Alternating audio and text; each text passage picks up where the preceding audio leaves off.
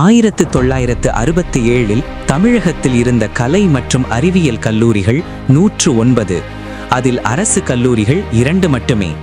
மாணவர்கள் 1,31,193 பேர். உயர்கல்வி என்பது பணமும் பதவியும் உள்ளவர்களுக்கான கனவாக இருந்த காலம். 1969 திராவிட முன்னேற்றக் கழகம் DMK கலைஞர் தலைமையில் ஆட்சிக்கு வந்தது. கல்வி ஒரு உரிமை, சலுகை அல்ல என்ற திராவிட கொள்கை அரசின் செயல்பாடாக மாறியது.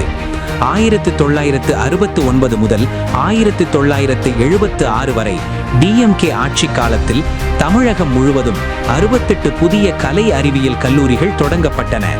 மாவட்டங்களிலும் கிராமங்களிலும் ஏழை குடும்பங்களின் பிள்ளைகள் கல்லூரி வாசலை முதன்முறையாக கடந்தார்கள்.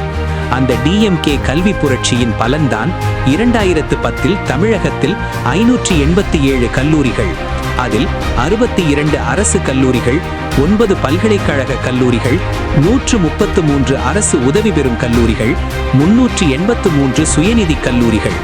மாணவர்கள் எண்ணிக்கை 7,09,162. இது வெறும் வளர்ச்சி அல்ல, இது DMK விதைத்த சமூக நீதி, கலைஞர் உருவாக்கிய கல்வி புரட்சி, இன்றும் தமிழகத்தை உயர்த்தி கொண்டிருக்கும் திராவிட இயக்கத்தின் அடையாளம்.